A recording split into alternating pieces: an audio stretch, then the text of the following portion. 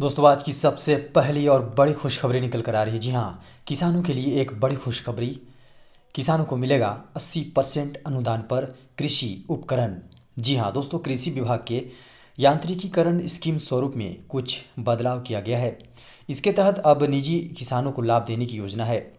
इसके लिए 25 करोड़ रुपए का प्रावधान किया गया है। किसानों को मिलने वाली अनुदान राशि भी बढ़ाने का प्रस्ताव तैयार है।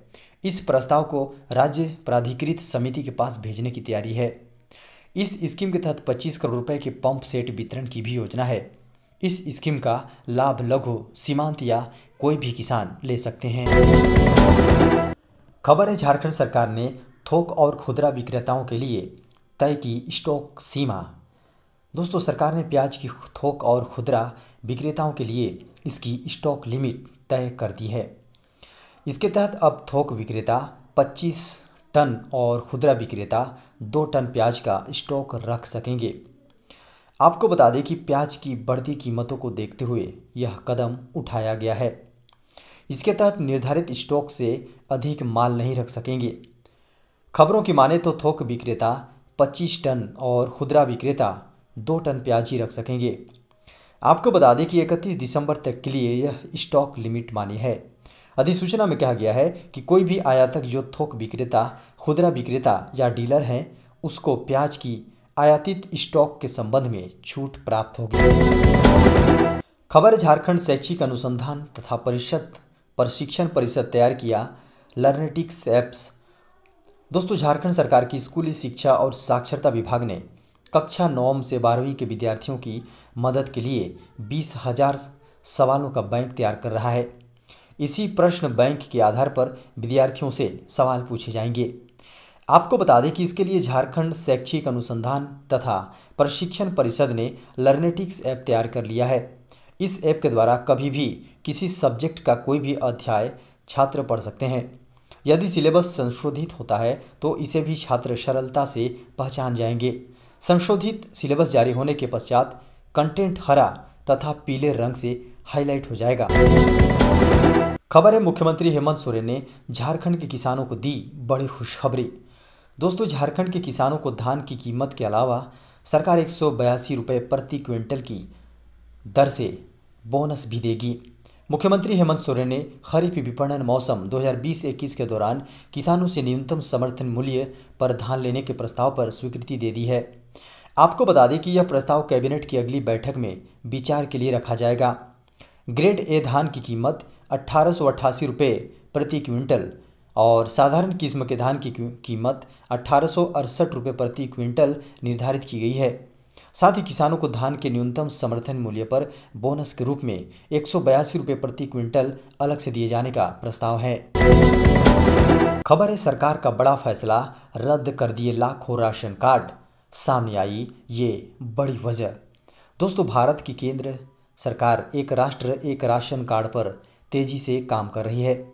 सरकार की तरफ से पब्लिक डिस्ट्रीब्यूशन सिस्टम यानी कि पीडीएस से 43,90,000 फर्जी और अवैध राशन कार्ड को रद्द कर दिया है। सरकार ने यह कदम इसलिए उठाया है कि योग्य लाभार्थियों को राष्ट्रीय खाद्य सुरक्षा अधिनियम के तहत सब्सिडी वाला अनाज वितरित किए जा सकें। इस संबंध में खाद्य मंत्रालय के एक अधिकारी ने बताया है कि डुप्लीकेट कार्ड को चिन्हित करना जरूरी है। साल 2013 से पहले बड़ी संख्या में फर्जी और डुप्लीकेट राशन कार्ड थे। बीते साल में सरकार ने इस सिस्टम में धोखाधड़ी रोकने पर ध्यान केंद्रित किया है। अधिकारी ने बताया कि राशन कार्डों के डिजिटलीकरण अभियान ने सार्वजनिक वितरण प्रणाली की पारदर्शी बनाने और दक्षता में सुधार लाने में मदद की है। उन्होंने कहा, अयोग्य राशन कार्डों को हटाते समय हम प्रत्येक राज्य और केंद्र शासित प्रदेशों के लिए परिभाषित कवरेज के भीतर नए लाभार्थियों को जोड़ते रहते हैं। एक रिपोर्ट में अधिकारी के हवाले से कहा गया है कि नेशनल फूड सिक्योरिटी एक्ट के तहत करीब 81.35 करोड़ लोगों को लाभ मिलता है। यह देश की आबादी का लगभग 2/3 हिस्सा है। खबर है, वित्त मंत्री निर्मला सीतारमण ने कहा, देश की आर्थिक वृद्धि के लिए डिजिटल भुगतान करें। दोस्तों, वित्त मंत्री निर्मला सीतारमण ने शुक्रवार को all India federation of tax practitioners द्वारा आयोजित राष्ट्रीय सम्मेलन को संबोधित किया। सीतारमण ने कहा कि बढ़ते डिजिटलीकरण से देश की आर्थिक वृद्धि के बेहतर आकलन में मदद मिलेगी। उन्होंने कर पेशेवरों को अपने ग्राहकों को डिजिटल तरीकों से भुगतान करने के लिए प्रोत्साहित करने के लिए कहा। वित्त मंत्री ने कहा कि देश में सरकार बनाने वाली पार्टी टैक्स नेट को बढ़ाने की कोशिश करती है। कर राजस्व बढ़ाने के प्रयास से कर का बोझ कम करता है। उन्होंने कहा कि कर पेशेवर करदाताओं द्वारा समय पर अनुपालन सुनिश्चित करके एक महत्वपूर्ण भूमिका निभा सकते हैं। उन्होंने कहा कि अगर बहुत कम राशि है तो उसके लिए डिजिटल तरीका नहीं अपनाया जा सकता है। इससे कोई फर्क नहीं पड़ता, लेकिन डिजिटल भुगतान को हमेशा प्रोत्साहित किया जाना चाहिए। इससे हर ट्रांजैक्शन नोटिस करता है। सीतारमण ने कहा कि जब तक वाणिज्यिक लेन देन निगरानी की प्रणाली में नहीं आते हैं, भारत के सकल घरेलू उत्पाद को कम करके आंका जाएगा। खबर है 1 जनवरी 2021 से पुराने वाहनों के लिए भी जरूरी हुआ फास्टैग। दोस्तों, केंद्रीय सड़क परिवहन राजमार्ग मंत्रालय ने एक अधिसूचना जारी कर 1 जनवरी 2021 से पुराने वाहनों के लिए फास्टैग होना जरूरी कर दिया। 1 दिसंबर 2017 से पहले बेचे गए MN श्रेणी के 4 पहिया वाहनों के लिए फास्टैग होना अनिवार्य कर दिया।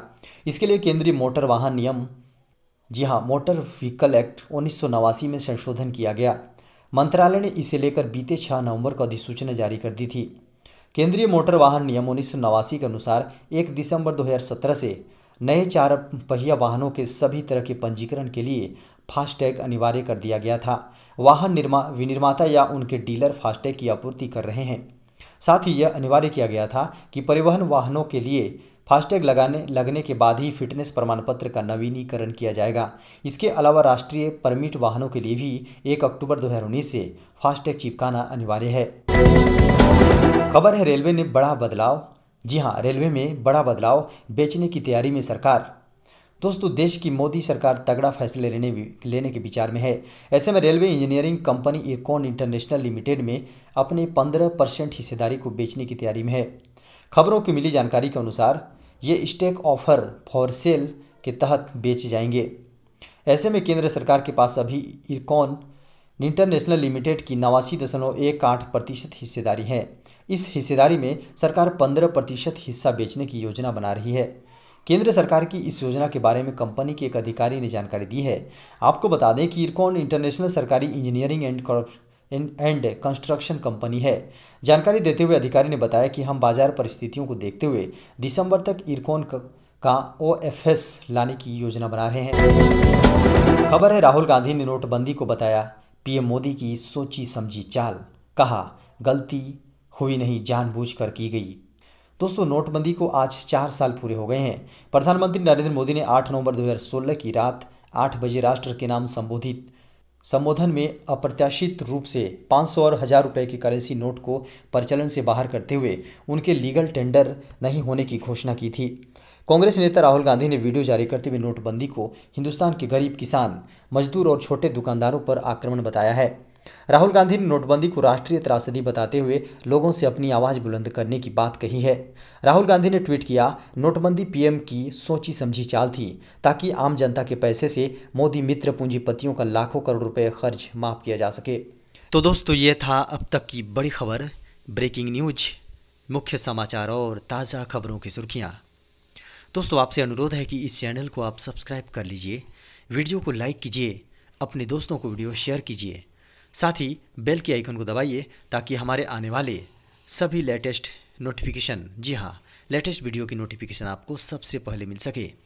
और अब हम इजाज़त दें, नमस्कार।